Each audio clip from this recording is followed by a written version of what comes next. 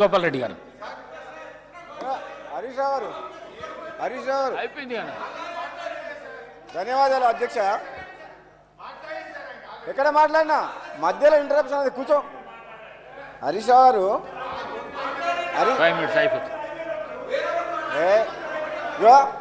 మీరు హరీష్ రావు గారు మీకు కొంచెం హరీష్ అధ్యక్ష అధ్యక్ష అధ్యక్ష ఇప్పుడు మేము అధ్యక్ష 10 ఏళ్ల పాటు వాళ్ళ పరిపాలనలో ఎన్ని తప్పులు చేసినా సరే మేము అటుపక్క కూర్చొని గంటలు గంటలు ఉపన్యాసాలు ఇస్తుంటే మేము విన్నాం అధ్యక్ష. ఏదో ఒక మంచి కార్యక్రమం ఈ తెలంగాణ దక్షిణ తెలంగాణ ప్రజలకు అన్యాయం చేసే విషయంలో పార్టీలకు అతీతంగా మా గౌరవ ముఖ్యమంత్రి గారు మా నీటిపారుదల శాఖ మంత్రి గారు ఒక మంచి కళ్ళ కనబడేటట్టు మొత్తం నిజాలు చూపించింది. మీరు ఓపికతోడు వినండి, సలహాలు ఇవ్వండి, సలహాలు ఇవ్వండి. సలహాలు ఇస్తే మీరు ఏదైనా సలహాలు ఇస్తే తప్పకుండా ఈ ప్రభుత్వం స్వీకరిస్తేందుకు రెడీగా ఉంది.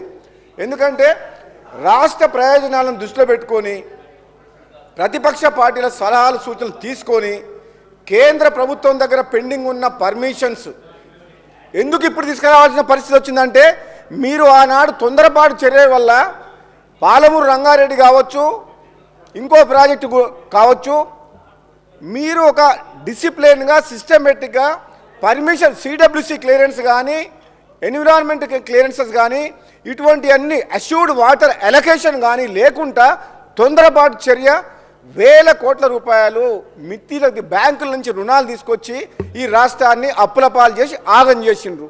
ఇప్పుడు మా పని ఏంది?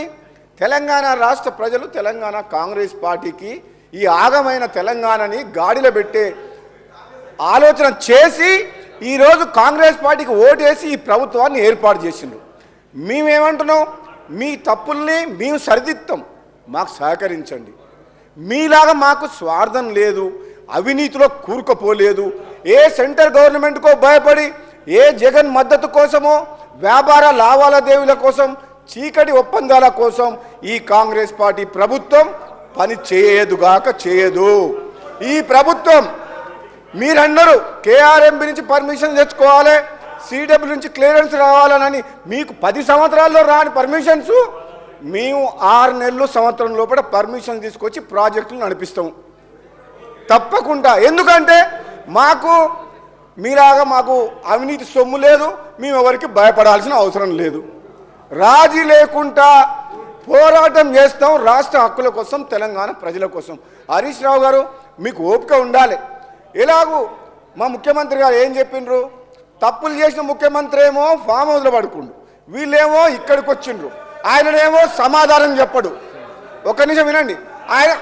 అధ్యక్ష ఆయన పార్టీ మీటింగ్లకు పార్టీ ఆఫీస్కు పోరుబాటు చేసేందుకు పోతే కాలు నొప్పి లేదు, కానీ ప్రజా సమస్యల మీద మాట్లాడుతందుకు అసెంబ్లీలో ఇంత ఇంపార్టెంట్ చర్చ ఉన్నప్పుడు మాత్రం మీ ముఖ్యమంత్రి గారు రారు సభకు.